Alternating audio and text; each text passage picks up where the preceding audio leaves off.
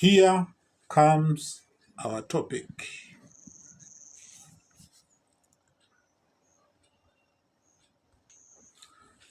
Our topic is surface area and volume of common solids. Notice that this video is going to be very helpful for runners in grades 9 to 12. That is from 1, 2, 3, and 4. The subject, of course, is mathematics, and the teacher who is supposed to teach this topic can use 80 minutes. So the topic is surface area and volume of common solids. In my presentation,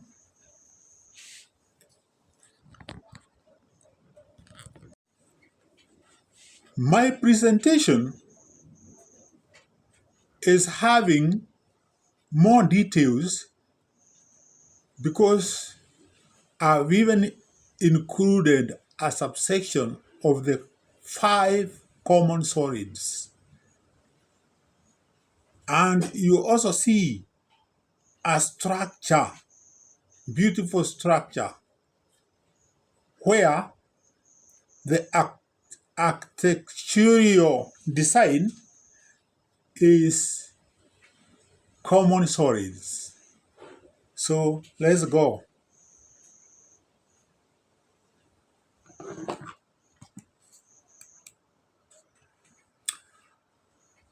Hi, everyone, and welcome to today's video. Are you a teacher preparing to deliver a structured, engaging lesson on surface area and volume of common solids?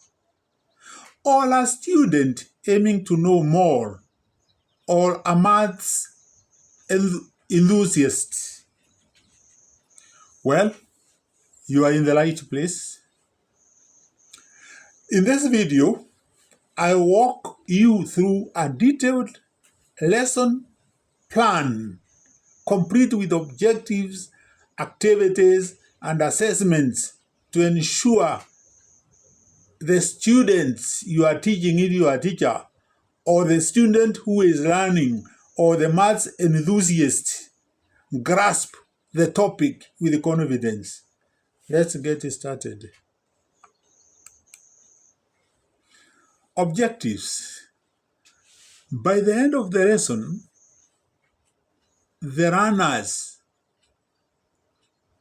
all the people who are mathematics enthusiasts, should be able to identify and describe common solids, like a cuboid, a cube, a cylinder, a cone, a sphere, and a filament.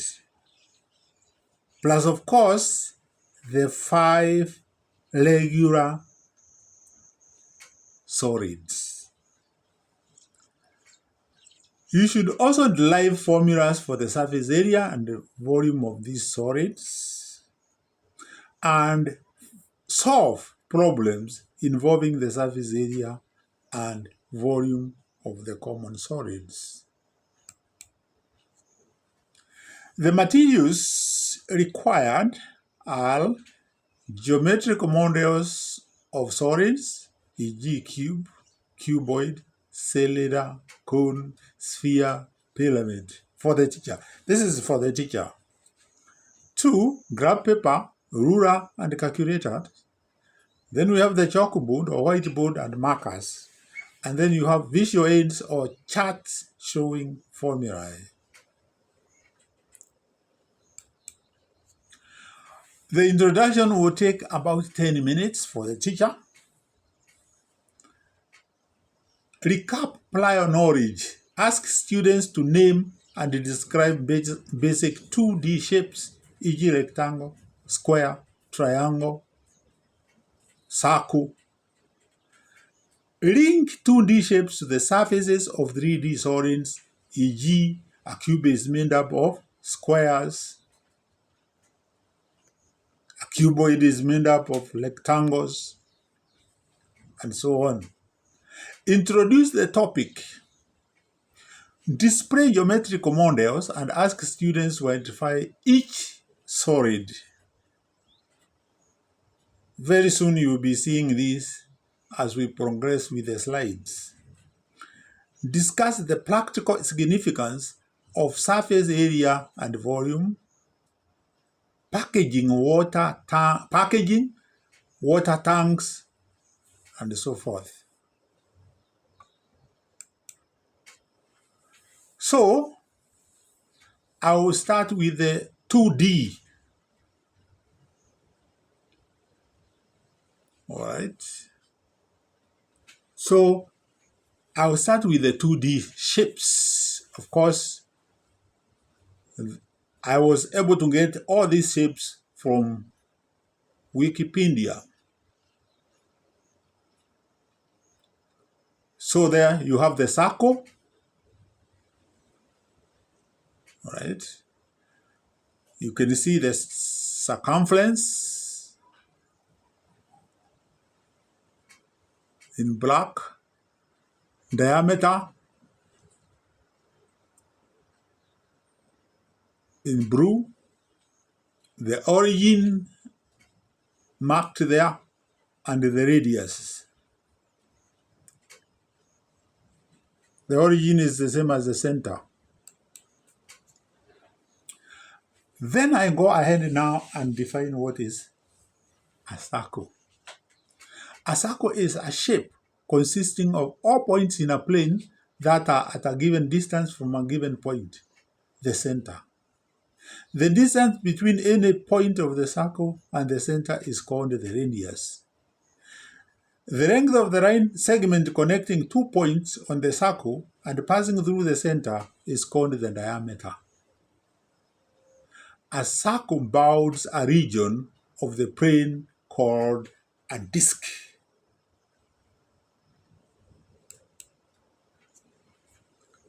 The next 2D shape is the equilateral triangle.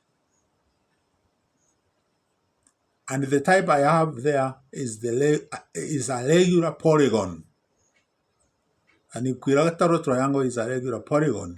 You can see all the angles are 60 degrees and all the sides are equal as you see the marks.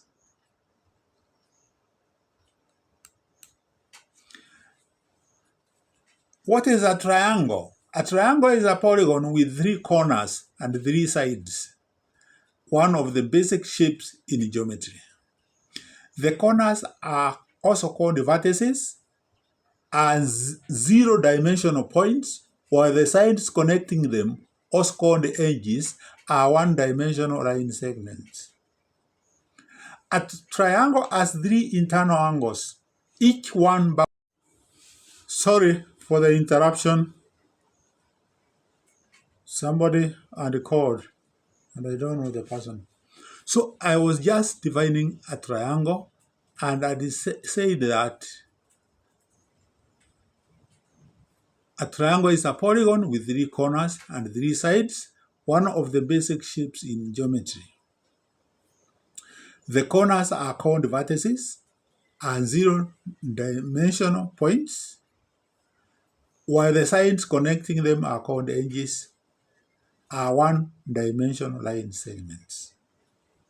A triangle has 3 internal angles, each one bounded by a pair of adjacent edges. The sum of angles of a triangle always equals a straight angle, and a straight angle is normally equal to 180 degrees or pi radians. An equilateral triangle, in our case now, is a triangle in which all 3 sides have the same length and all 3 angles are equal. Because of these properties, the equilateral triangle is a regular polygon, occasionally known as the regular triangle. It is the special case of an isosceles triangle by modern definition, creating more special properties. We come to the rectangle. Notice that all these figures, I give credit to the people who had drawn these figures. So let's go and see what it is. A rectangle is a linear convex polygon or a quadrilateral with 4 right angles. It can also be defined as an equiangular quadrilateral, since equiangular means that all of its angles are equal, 360 divided by 4, which is 90, or a parallelogram containing a right angle.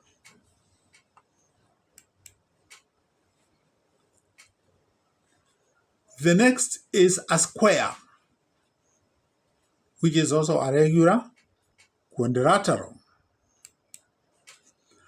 So a square is a regular quadrilateral, which means that it has 4 straight sides of equal length and 4 equal angles, 90-degree angles or pi over 2 radian angles or right angles.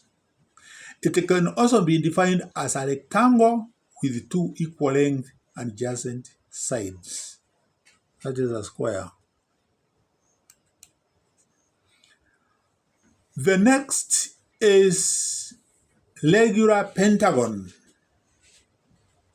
Remember, guys, you follow me. I started with 3 sides. I've come to 4 sides. Now I'm in 5 sides. You can see the regular pentagon. A regular pentagon has interior angles of 180 degrees. A regular pentagon has 5 lines of reflectional symmetry and rotational symmetry of under 5, through 72 degrees, 144 degrees, 216 degrees, and 288 degrees. The diagonals of a convex regular pentagon are in the golden ratio to its side. And therefore, we go and see what is golden ratio. In mathematics, 2 quantities are in the golden ratio if their ratio is the same as the ratio of their sum to the larger of the 2 quantities. Expressed algebraically for quantities A and B, with A is greater than B is greater than 0, A is in a golden ratio to B if A plus B over A equals A over B equals phi. Phi is a Greek letter, where the Greek letter phi denotes the golden ratio. The constant phi satisfies the quadratic equation phi squared equals phi plus 1 and is an irrational number with a value of phi equals 1 plus root 5 over 2, which is roughly 1.6180339888749 recurring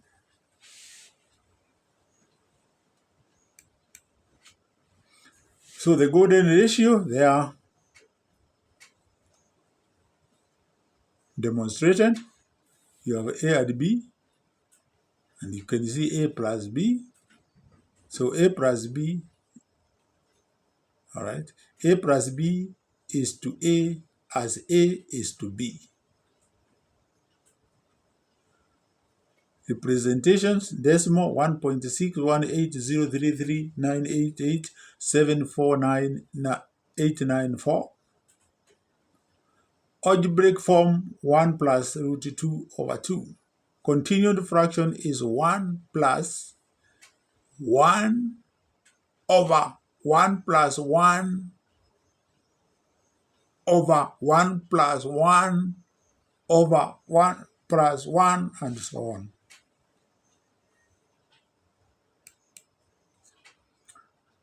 The next regular polygon is the hexagon, that is 6 sides.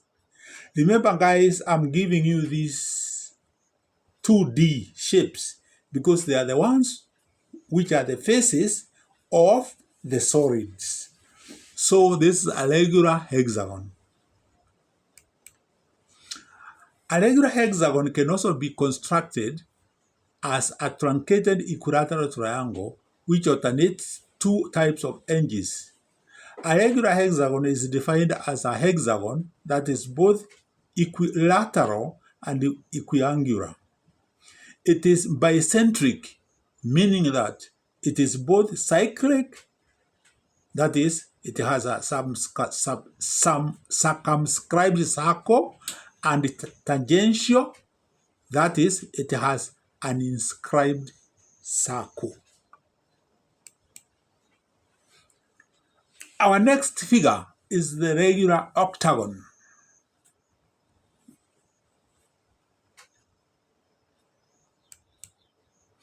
A regular octagon has Sclafly symbol 8 and can also be constructed as a quasi-regular truncated square, T4, which alternates two types of edges.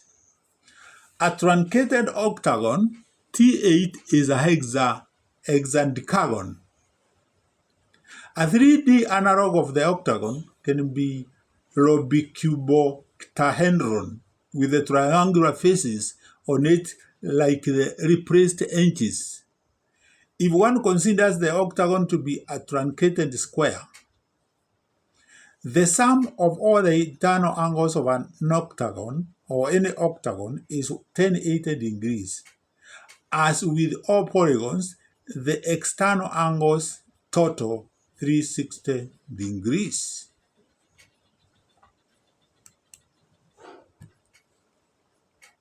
We start with the first solid, and this is where now you combine the rectangles, and this one is the regular cuboid.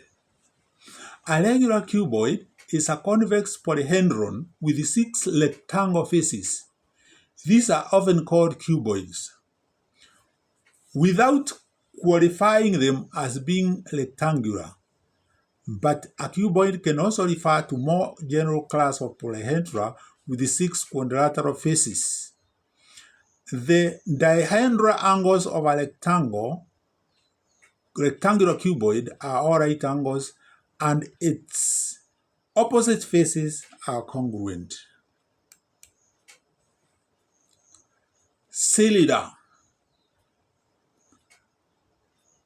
And in this case, we have the circular right cylinder of height h and diameter d, which is 2r. So diameter d is twice the radius.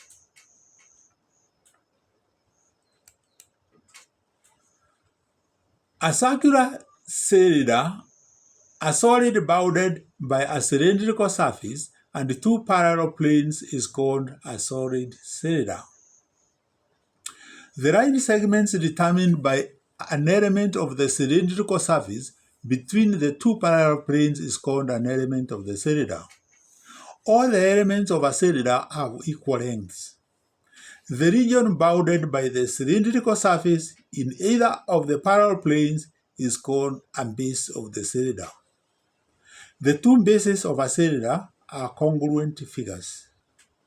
If the elements of a cylinder are perpendicular to the planes containing the bases, the cylinder is a right cylinder. Otherwise, it is called an oblique cylinder. If the bases are discs, regions whose boundary is a circle, the cylinder is called a circular cylinder. In some elementary treatments, a cylinder always means a circular cylinder. The height or altitude of a cylinder is the perpendicular distance between its shapes. The sphere. A perspective projection of the sphere.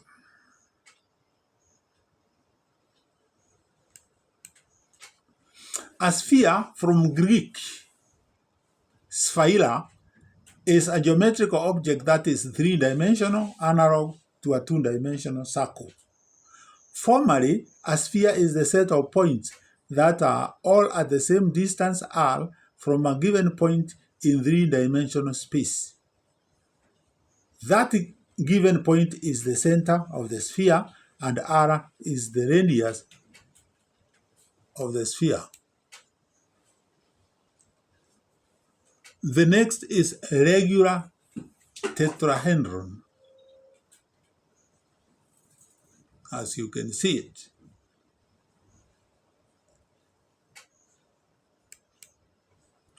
A regular tetrahedron is a tetrahedron in which all four faces are equilateral triangles. Remember, the tetrahedron is like the milk packet. Mostly they use tetrahedron for milk packages. In other words, all of its faces are the same size and same shape, congruent, that is, they are congruent, same size and shape, congruent, and all edges are the same length. A convex polyhedron in which all of its faces are equilateral triangle is the deltahedron. There are 8 convex deltahedron, one of which is the regular tetrahedron. The regular tetrahedron is also one of the 5 regular Platonic solids, a set of polyhedrons in which all of their faces are regular polygons. So the regular tetrahedron is our number 1 regular solid made up of equilateral triangles. The next polyhedron is the cube.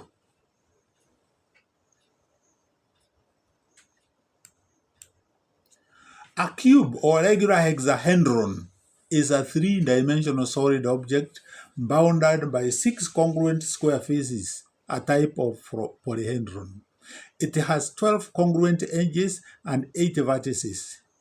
It is a type of parallelepiped with pairs of parallel opposite faces, and more specifically, a rhombohedron with congruent edges and a rectangular cuboid with right angles between pairs of intersecting faces and pairs of intersecting edges. It's an example of many classes of polyhedra. Guys, those blue marked ones, you can always look at them from the dictionary. A regular octahedron and its dual polyhedron, the cube.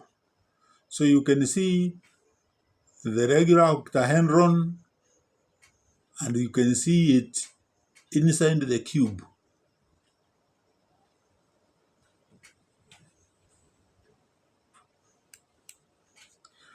A regular octahedron is an octahedron that is regular polyhedron.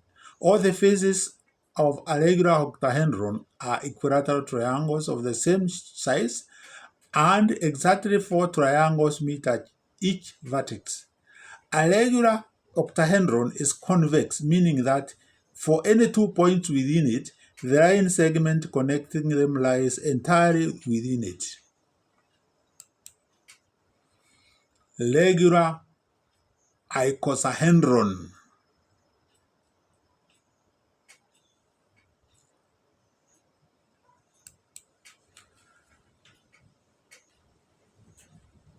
There are 2 objects, one convex and one non-convex, that can both be called regular icosahedron.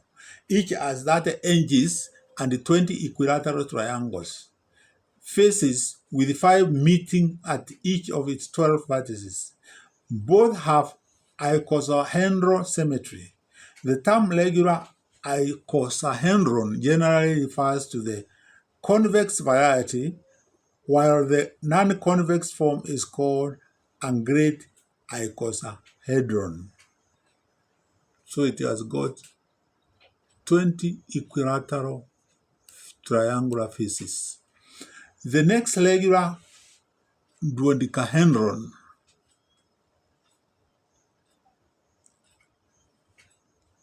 you can see there, you can guess there, 2D.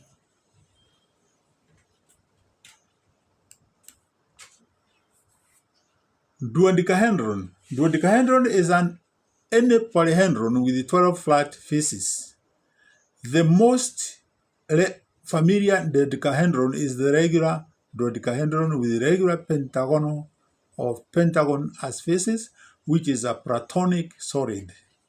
A regular dodecahedron or pentagonal dodecahedron is a dodecahedron composed of regular pentagonal faces, 3 meeting at each vertex. It is an example of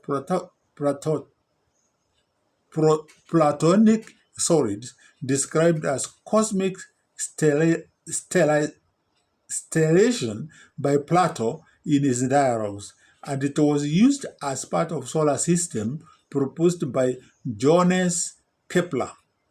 Kepler is a mathematician. However, the regular dodecahedron, including other Platonic solids, has already been described by other philosophers since antiquity.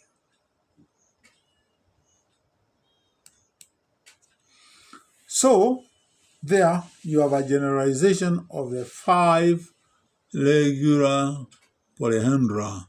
So we have the tetrahedron, the cube, the octahedron, the dodecahedron, and the icosahedron.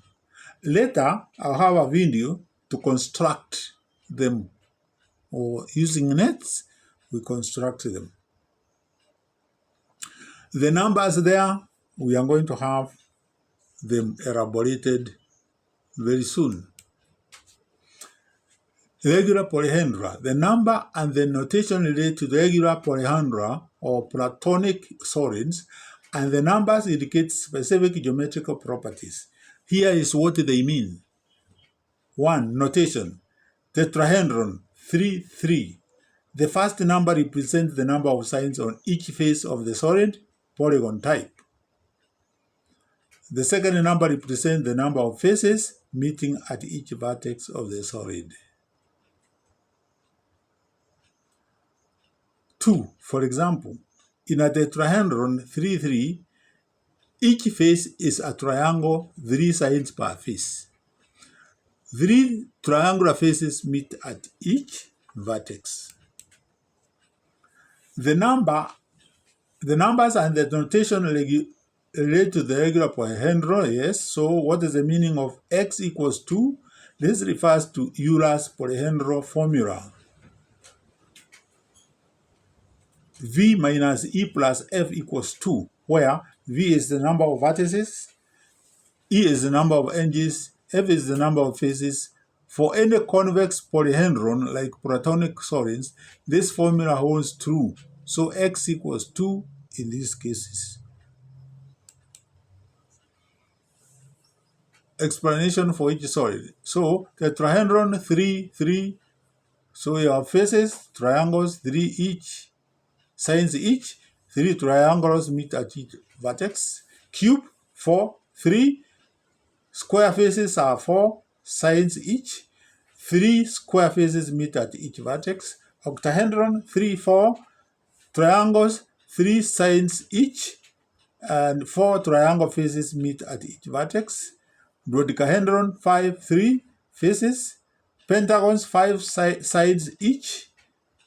3 pentagonal faces meet at each vertex.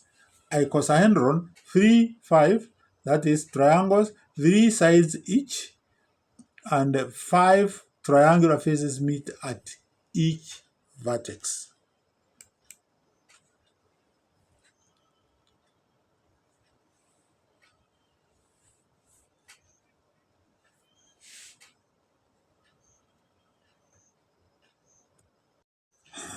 So, the next Platonic solid is the hexagonal pyramid. You can see the base is a hexagon.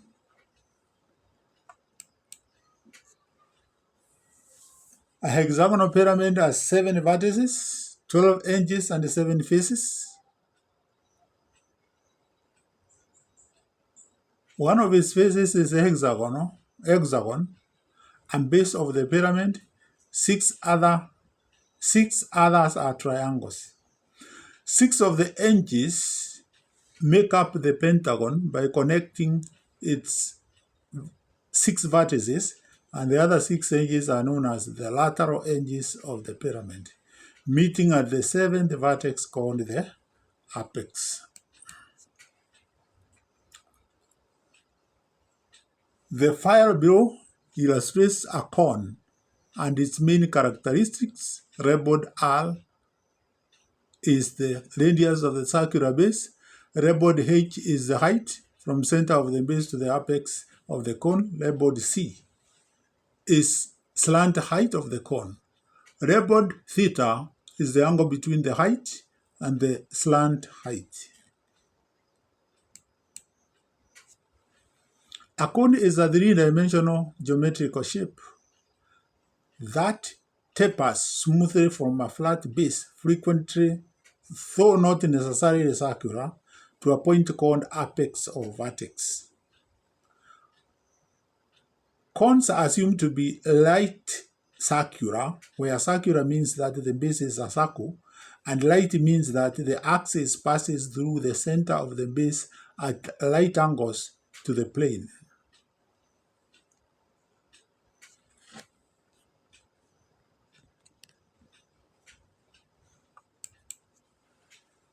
So, total surface area of a right circular cone given radius r and slight height r, you have the area of that arc is pi r l, and the area of the base is pi r squared. All right, and to get L, you get the square root of r squared plus h squared. That gives you L, the slant height. So that's the way you get the slant height. And there you have the air traffic control tower in the shape of a cone, Sharjah Airport. So this one is in public domain, so there is no problem in showing you. All right. Sharjah Airport. You can see the cones. All right. Wonderful architectural design using now the cone.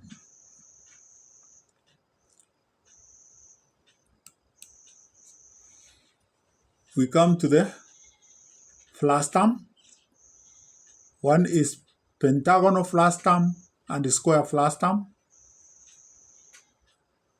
Okay.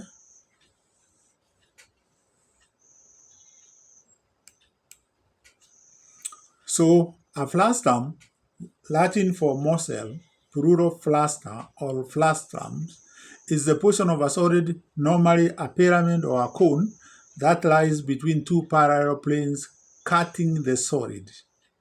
In the case of a pyramid, the base faces are polygonal and the side faces are trapezoidal. A right plastam is a right pyramid or a right cone truncated perpendicularly to its axis. Otherwise, it is an oblique plastam. So, plastam of a cone with a circular base. You can see R1, R2 are the radius of the larger circle and the smaller circle. And you can see S, the slant height. So frustum of a cone. The frustum of a cone is formed when a smaller cone is removed from the top of a larger cone, parallel to the base. Formulas. The cavity surface area is pi R1 plus R2 L, where R1 is the radius of the larger base, R2 radius of the smaller base. L slant height of the frustum, calculated using L equals the square root of R1 minus R2 squared plus H squared. H is the vertical height of the frustum. 2. Total surface area will be TSA pi R1 squared plus R2 squared plus R1 plus R2 times all times L, where R1 squared and R2 squared are areas of the two circular bases. Volume is 1/3 pi H R squared plus R1 squared plus R2 squared plus R1 R2, where H is vertical height of the frustum. Frustum of a pyramid, can you see the height? The base 1 and base 2. All right.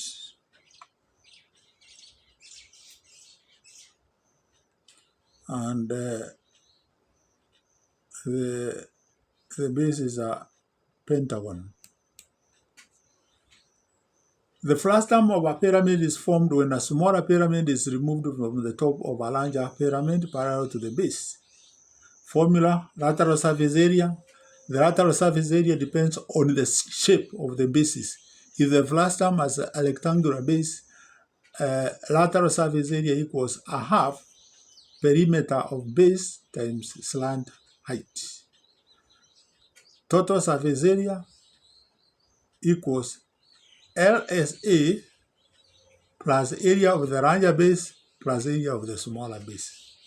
And therefore, the total volume also is V 1/3 H A1 plus A2 plus the square root of A1 A2,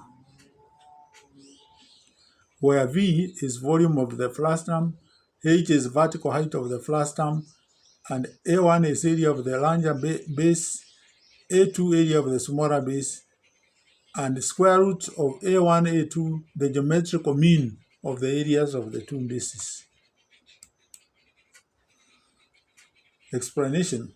The formula accounts for the volumes of both bases and the transition between them represented by the square root of A1, A2. Ensure that the areas A1 and A2 are calculated correctly for specific shape, e.g. square, rectangular, or circular bases. Key tips for calculation. 1. Always identify the larger base and the smaller base in the given frustum. Number 2. Ensure all measurements, e.g. radii, height, slant height are in the same units. Number 3. Use the appropriate formulas based on whether the frustum is a cone or a pyramid. And number 4. For irregular shapes, calculate the areas of the bases separately before applying the volume formula. Worked examples. Volume of a frustum formula is equal to 1/3 H A1 plus A2 plus the square root of A1 times A2, where volume of the frustum V, H vertical height of the frustum, A1 area of the larger base, A2 area of the smaller base, root A1, A2, the geometrical mean of the areas of the two bases. A cone is truncated to form a fluster. The radius of the larger base is r is equal to 6. The radius of the smaller base is r equals 4 centimeters, and the perpendicular height h equals 10 centimeters. Calculate A1 and A2 is the first step. So the area of the circular bases are A1 is pi r capital squared equals pi 6 squared, which is 36 pi centimeters squared. And for A2, pi small r squared is equal to pi 4 squared, which is 16 pi centimeters squared. Step 2, you substitute into the formula. You have a half h, a1 plus a2 plus the square root of a1, a2. So this will be 1 over 3. H is 10, a1 is 36 pi, a2 is 16 pi, plus the square root of 36 pi times 16 pi. And if you simplify that what is in the radical sign, you get 1 over 3 times 10 times 36 pi plus 16 pi plus the square root of 576 pi. When you find the square root of 576, you get 24 pi, and therefore the total pi will be 76 pi.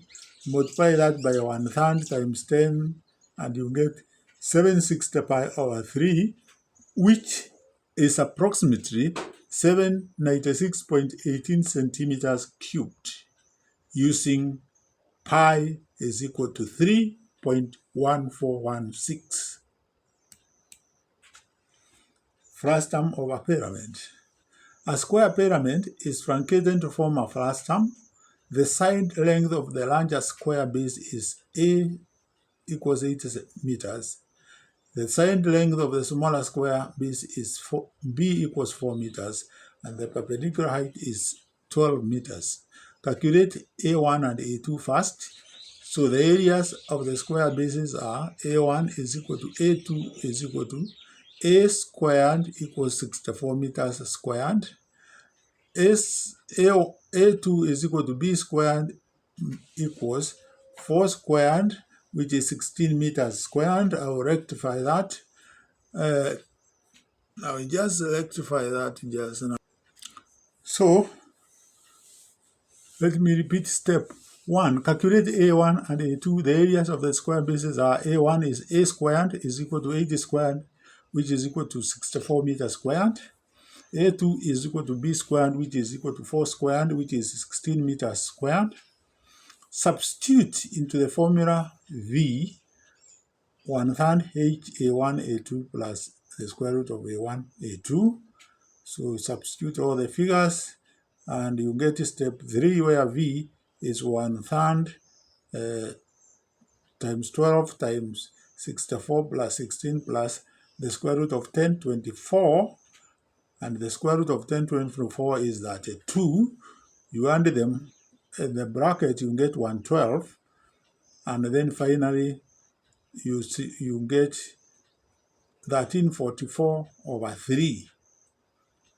And therefore, the final answer is 448 meters cubed. Clarifications. Geometrical mean. The square root of A1, the square root of A2 times the square root of A2. This term ensures that the volume calculation incorporates the gradual change in cross-sectional area as the frustum tapers from one base to the other. Number 2, unit consistency. Ensure all dimensions are in the same unit, e.g. centimeter or meters, before calculating areas and substituting values into the formula. Number 3, base shape consideration. For circular bases, use A equals pi r squared. For square bases, use A equals sine squared. And for rectangular bases, use A equals length times width. Common mistakes. Using slant height instead of perpendicular height h is very common. Forgetting to include the square root term, square root of a1 times a2. Common mistakes. If base of the first term are other polygonal shapes, when the bases of the first term are other polygonal shapes like pentagons, hexagons, or any n-sided polygon, n-gon, the approach to finding the volume remains the same. However, the area of the polygonal bases A1 and A2 needs to be calculated using the appropriate formula for the specific shape. So you can have other bases with other polygonal shapes. For the teacher, 60 minutes, review formulas for surface area and volume. You take 15 minutes. Now this is the way the teacher is going to guide what we have discussed, because we have discussed in details. Write the formulas for each solid on the board. 1 cuboid, surface area, SA is equal to 2 LW plus 2 LH plus 2 WH. Volume is V is equal to L times W times H. And for the cube, surface area is SA, which is equal to 6A squared, where A is the length of the side, and volume is V equals A cubed, where A is the length of the side. Surface area is equal to 6A squared, all right, for the cube, and the volume V is equal to A cubed. The variable A represents the length of the side of the cube. Since all sides of a cube are equal, A is the length of any edge of the cube. For example, if A is 4 centimeters, then the surface area will be 6 times 4 squared, which is 96 centimeters squared. And the volume will be 4 cubed, which is 64 centimeters cubed. Review formula for surface area, 15 minutes of the 60 minutes. This is for the teacher. Write the formulas for each solid on the board. 3, etc. Surface area is A is equal to 2 pi r squared plus 2 pi r h. Volume equals pi r squared h. For cone, surface area is pi r squared plus pi r l, and volume will be 1/3 pi r squared h for the cone. For the sphere, surface area will be equal to 4 pi r squared, and the volume will be 4/3 pi r cubed. And for the pyramid with the square base, surface area will be base area plus lateral area, and the volume will be equal to 1/3 base area times height. So you have taken 30 minutes there. Guided example for the teacher now. Solve one example of each solid. Cuboid, L 10 centimeters, W 5 centimeters, H 4 centimeters. So you get the surface area, if you calculate, to be 222 cubic centimeters squared, and the volume will be 200 centimeters cubed. Please make sure that you make the students work. If you are a student, make sure that you work. Don't just read. In fact, for mathematics, you need a pen and a working space, or a pen and paper or book. For cylinder, R is 7 centimeters, H is 10 centimeters. So the surface area will be, after you calculate diligently, you get 748 centimeters squared, and V will be 1540 centimeters cubed.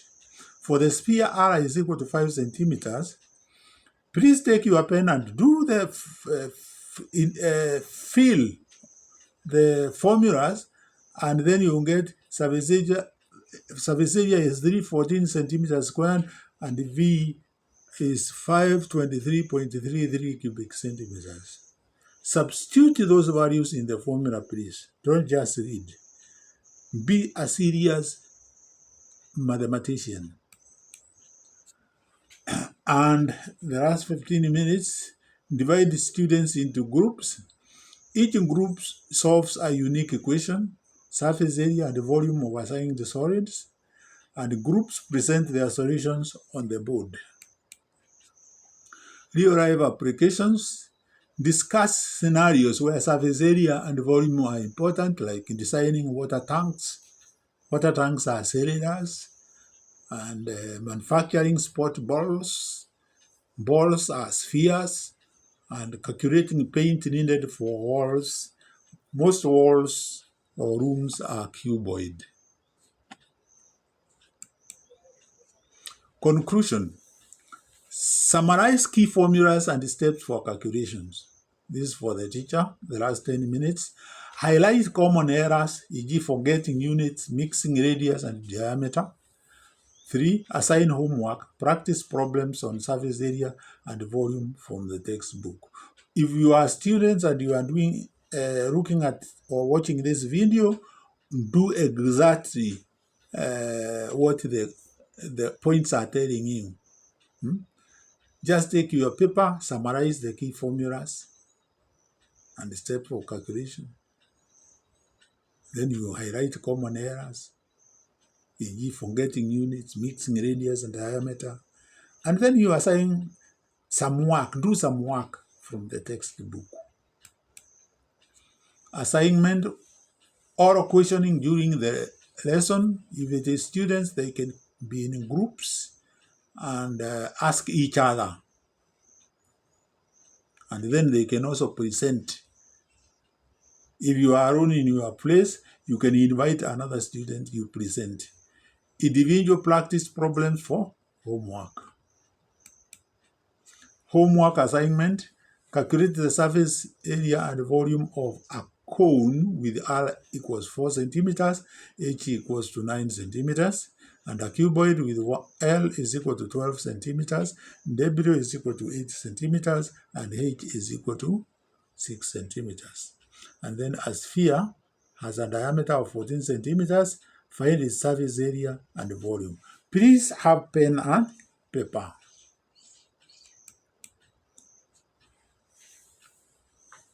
Voice cover script. Before we wrap up, I would like to take a moment to acknowledge the contributions that made this presentation possible.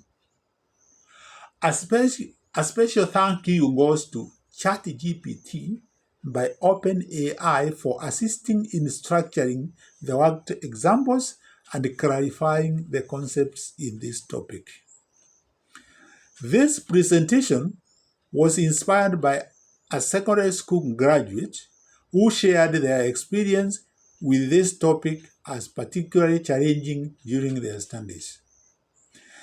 The diagrams used here were sourced from Wikipedia, ensuring they are in the public domain or properly licensed to respect copyright regulations. Finally, the slides were designed using PowerPoint under the name Midamo TK, focusing on delivering clarity and an engaging layout. To everyone who contributed directly or indirectly, thank you for making this presentation a success. And that's a wrap. I hope this lesson plan helps you create impactful and interactive learning experiences for your students or mathematics enthusiasts or any students who are doing it at their own. If you would like a copy of the plan or have ideas for future topics, Let me know in the comments below. Don't forget to like, subscribe, and share this video with fellow educators. Together, let's make teaching fun and effective. See you in the next one. Goodbye for now.